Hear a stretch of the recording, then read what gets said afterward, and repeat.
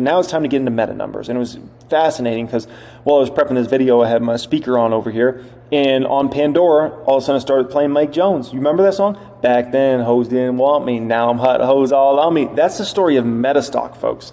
That's the story of Metastock. This stock, no one wanted this stock. Let me take you back to November 2022, which was not even a year and a half ago. This is crazy to think.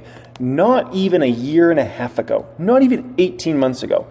You had people selling this stock at $88 a share. By the way, somebody sold me shares at $88.94. Thank you for that, whoever did that. Woo, man, they're not watching this video because they're a Wall Streeter, but I appreciate them for doing that. Now we have after hours, people are paying $450 a share for this. And they will be paying $500 plus. Fascinating, right? That's crazy. That's crazy. By the way, completely random meme I saw out there. Tesla investors watching every other stock, mega cap stock hitting new highs. Don't worry, Tesla, we will have our time to shine again in the future. It's not right now, but it will be coming, okay? So don't worry, we'll have our day again. Don't worry about that, okay? Meta. Let's talk meta numbers. Let's go nitty gritty here in regards to meta. Oh, by the way, before we go nitty gritty, let me just say this. They crushed it. They beat all analyst expectations, knocked out of the ballpark. Boom, boom, boom. Okay. Nitty gritty here. Revenue by user geography. US and Canada, $18.5 billion. In the same quarter last year, they did $15.6 billion in US and Canada. European market, and keep in mind, all these markets, have had to deal with inflation. They've had to deal with problems in the economy, a bad consumer, bad business environment, bad confidence. They've had to deal with so much crap. In every market they're in, the emerging markets, Europe, US, it's all been negative. And so look at the growth this company's put up. What do you think it's going to be when there's good times again? What do you think it's going to be when business confidence is high again? And consumer confidence is high again? What type of numbers do you think Meta's going to put up then? And Amazon's going to put up then? Think about that for a moment. European market, $7 billion in revenue in this quarter last year. Now they just did $9.4 billion. As far as Asia Pacific, $6 billion up to $7.5 billion. So $1.5 billion up there. That's incredible. And then if we look at rest of world, $3.4 billion in the same quarter last year, now $4.5 billion, right? Very well done. If we look at segment results here, advertising went from $31.2 billion in the same quarter last year to almost $39 billion in advertising revenue in this most recent quarter, right? And the next year, remember, it's a political year. Ooh, baby, the ad spend's going to come in there. Reality Labs revenue, $727 million in the same quarter last year. Over $1 billion of Reality Labs revenue in this most recent quarter here. So that's good to see. Definitely things are on the right path in terms of revenue ramping for Reality Labs, right? In terms of Reality Labs operating loss, they're still losing a fortune on that business, $4.6 billion. So it's still a huge money loser for them, but it's good to see at least the revenue trending in the right direction, right? And I was very thrilled to hear on the conference call, Zuckerberg said demand for their eyeglass-related product is actually ahead of their expectations and the company Luxottica that they use for that product as well. So I was really thrilled with that. Total income from operations went from $6.3 billion to $16.3 billion. Operating margin went from 20% to 41%. That's one of the most insane operating margin increases I've seen in my life. Like over a double up in operating margins, just not even thought of something as usually like possible. Like no way. And Meta just did it on a year-over-year basis. Ridiculous. If we look at expenses as a percent of revenue, I mean, it's a night and day difference between where the expense base was for this company versus where it's at now. Phenomenal. Okay. Net income went from $4.6 billion of net income to over $14 billion of net income in this most recent quarter. Diluted EPS went from $1.76 to $5.33. I mean, these numbers are just ridiculous. Ridiculous. In a bad environment. In horrible consumer confidence. In horrible business confidence. I mean, and they put up these numbers. It's insane, right? Now, CapEx, they actually dropped that on a year-over-year basis, which Wall Street definitely loves to see that right now, right? We're still in a time period where Wall Street doesn't want to see you spending like crazy. We'll eventually get back to that sort of time period again, where Wall Street wants to see you spend. It's all about the revenue. But Wall Street still right now, they still want to see profits. They still want to see margins for right now. So for right now, Just be honest, Wall Street likes this. Family daily active people went from 2.96 billion to now 3.19 billion. So that's, somebody using at least one app every day. Obviously, they own Facebook, they own Messenger, they own WhatsApp, and they own Instagram, right? And they own Threads as well. So, yeah, 3.19 billion now. I mean, it's crazy. Every time you think they can't grow anymore, they grow more. Check this out. Family monthly active people. This is somebody using at least one of their apps once a month. Went from 3.74 billion to nearly 4 billion people now at this point in time. 3.98 billion. I guess they're not going to stop until literally every single person on the planet, all 7 billion plus people, are using one of their apps at least once a month. That's incredible, right? Family average revenue per person, arguably the most important metric when it comes to Meta, right? ARPU. Check this out, $10.10. That's an all-time high for the company. So getting into the double digits, baby, and we're just going to keep growing from there. Now, check this out. Look at this. Revenue up 25%, costs and expenses down 8%. What do you think is going to happen to your bottom line? It's going to go to the moon. Income from operations up 156% year over year. Net income up 201%. Diluted EPS up 203%. I mean, does it get better than that? It really doesn't. It really doesn't.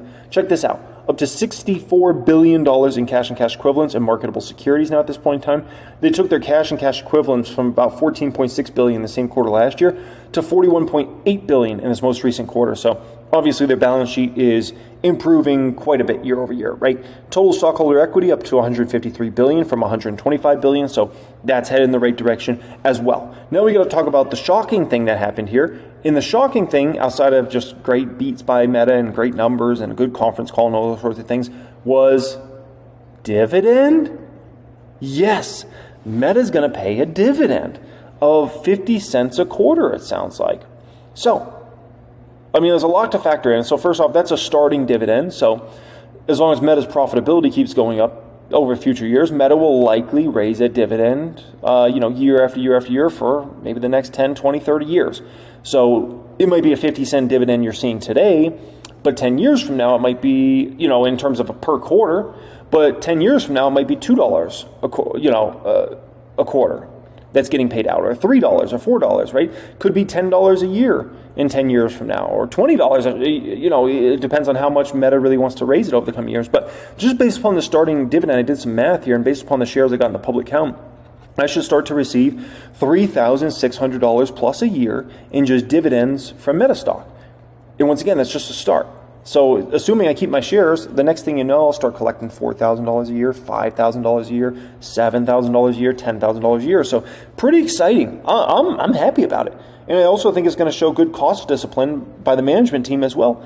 So I think it's a mature move to make for Meta at the stage of the company's at right now, right? Now, the other exciting thing from the share price perspective is now we just opened ourselves up to a lot bigger investment community, because dividend investors can finally consider Meta for the first time ever. If you're a strict dividend investor and you're like, then there's a lot of people out there. They say, I will not touch a stock. I don't care how much I like the stock. I don't care how much I believe in them or think they're going to grow or blah, blah, blah. There's a lot of people that say, I will not touch a stock if it doesn't pay a dividend.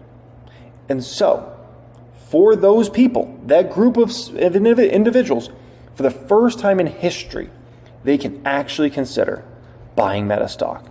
And that's a big change, because it's actually a pretty fair amount of people. Like, you'd be surprised at how many people won't touch a stock unless it's a dividend payer, because they're like, if the company's not going to pay me, I'm not buying it. It's a flawed way of investing, by the way, but nonetheless, it is a way of investing, okay? Then secondly, dividend ETFs and related funds in regards to dividend stocks are all going to be coming to Meta stock now at this point in time, right? And they're going to be coming all this year and being either forced to buy it up or choosing to buy it up. One of those two situations is going to happen for these dividend related ETFs and funds. So overall, here's what I see happening, okay? Because you have, if we look at the Mag 7, as they call it, certain stocks pay dividends, certain don't, right? Apple pays a dividend, Microsoft pays a dividend, NVIDIA actually pays a very slight dividend. You don't really see it. And then Meta's never paid a dividend, Tesla never paid a dividend, Google and Amazon never paid dividends. So who's up next? So I think everybody's going to see Meta stock price reaction and kind of what's going on here. And I think next to jump on board is going to be likely Google McDougal. They're going to likely jump on board and end up starting to pay a dividend. And then Amazon's going to likely jump on board as well and start paying a dividend. I think the last of that bunch will be Tesla.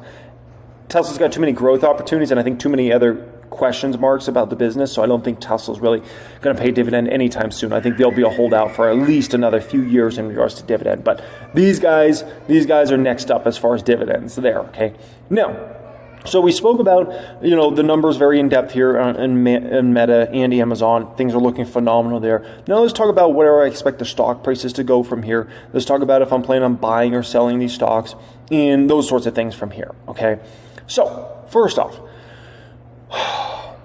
both these stocks will pull back here and there, Amazon and Meta, right? There's going to be small pullbacks here and there. The market's going to get rough all of a sudden, maybe we have a pullback at some point in February or March or something like that. That's going to happen. That's just normal market trading activity.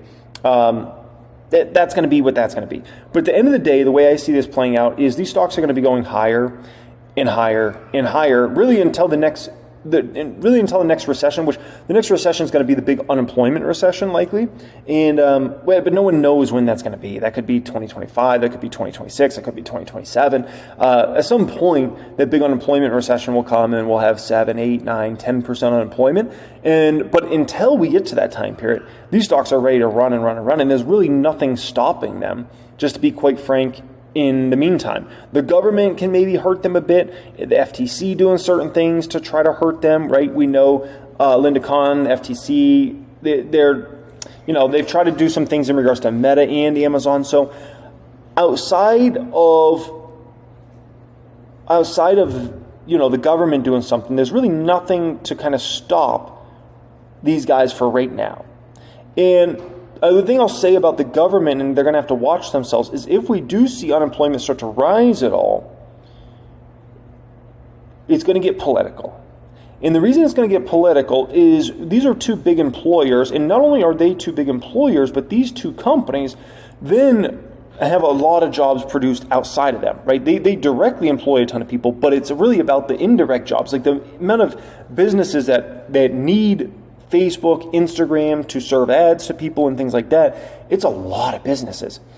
And when it comes to Amazon, the amount of sellers that make money from that, I mean, we're talking about this is something that affects millions of small businesses and millions of folks around just the United States of America, never mind around the world, right?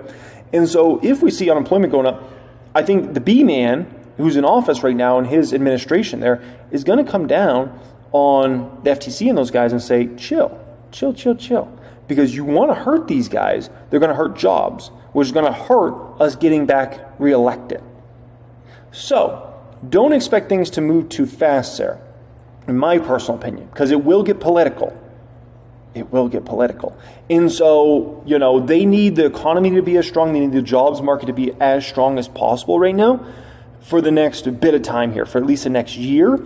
And so, anyways, that's kind of my 2 cents on that. So the next recession will hurt both Amazon and Meta, but we just, that could be years away. We don't know when that is. It's going to happen someday, but we don't know when it is. So until then, these stocks will drift higher and higher and higher and higher.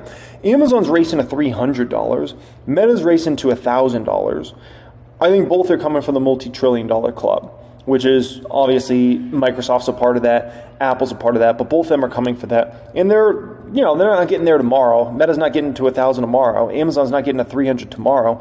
But my opinion, they will get there. It's just going to take some time here. But based upon kind of the projections and the numbers I see from both of these companies, I think they will get to both those price targets over the next few years. Now, if we go ahead and take a peek here, I think these stocks are actually too cheap right now. Both of them. Meta was trading going into today at about 22 times analyst projections here, okay? But here's the deal. Analysts are at about 1751. I think on the low end, Meta is going to do $18 in 2024 and probably all the way up to maybe $20 of EPS on the upside. So the stock's actually still trading way too cheap. If you look at the fact that it's a double digit, it's grown revenue now 25% year over year. You can't value a stock growing revenue 25%. That's one of the safest business models in the world. You can't value that with a forward P in the 20s. You got to put it into the 30s. And so that's why Meta could run to 600 to 700 quickly here. I mean, like quickly. So that's kind of like it just doesn't make financial sense. Anybody that should understand valuing companies, like if you've got a company growing revenues like that and it's one of the safest business models in the world, it does not deserve to be trading at a forward P in the low 20s. No, okay?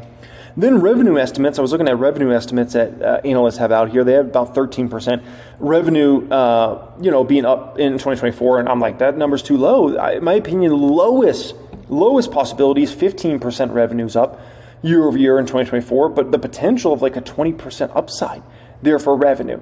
And so I'm like, analysts are just wrong here. They're going to have to go through a big cycle now in regards to Meta of what is this cycle called? This is called the chase cycle. So what's going to happen now is analysts are going to start chasing each other around, upping price targets. You're going to start seeing a lot of $500 plus price targets on Meta. You're going to start seeing $600 plus price targets on Meta.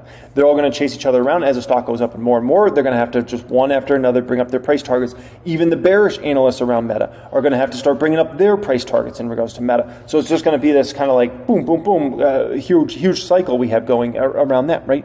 On top of that, analysts are going to have to start bringing up their numbers also simultaneously. So we have that to play out. So we're going to have a price target game. We're going to have an analyst bringing up their numbers game. And also, you're going to see a lot of positive commentary from the analyst community coming out here over the next bit of time in regards to, wow, Meta is just a lot stronger than we thought. You got to eat crow here. If you're an analyst, you've been wrong. You're just wrong. These guys are wrong in regards to their numbers, and they've been proven out for quarter after quarter after quarter in regards to Meta. Like, Meta's killed it now, quarter after quarter after quarter for several quarters in a row. At some point as an analyst, you got to say, I'm way too bearish on the stock. I need to bring up all my numbers substantially. I need to bring up my price targets because they've been massively wrong in regards to Meta. And so I think it's about time they throw in the towel there and say, okay, I need to get a lot more bullish. So we're going to have that cycle play out in regards to Meta. Alrighty, guys, let's get back into Meta. Meta joins a dividend-paying crowd. Here's what it suggests. First ever dividend. Could this be a sign of mega caps maturing, and which others might be next? That's the focus of today's Tech Check with Deirdre Bosa. Happy Friday, Dee. Hey, happy Friday, Carl. Well, you can look at Meta's dividend as part of a broader shift among tech over the last few years. It used to be that high-growth tech companies, they invested every dollar of profit back into the business to develop the next generation of innovation. But higher interest rates and the push for profitability, that has led to more discipline, better cash flow, larger reserves, i.e. more money available to return to investors. So it got us thinking, could Meta's surprise dividend pressure Google and Amazon to do the same? Here's the state of capital returns among the big six. Apple what were the two stocks I told you would be paying up dividends next? I said next up is Google and then Amazon. Oh, by the way, and if you're wondering Tesla in regards to a dividend, here's the deal. I don't think Tesla's paying a dividend anytime soon. And when I say anytime soon, I mean for like years. I think Tesla's got way too much going on. They got this obviously tough time period they're going through with the price cuts and everything like that. So they'll get out of that eventually here. But with how much Elon wants to spend on different projects, I just don't see Tesla paying a dividend anytime in the next, I would say, 3 years, maybe 5 years from now, 7 years, 10 years from now, but not right now. They've had robust programs for years, but they've also been around the longest, and so they have more mature businesses. Meta is the youngest of the bunch here, and that is partly why its dividend was such a surprise.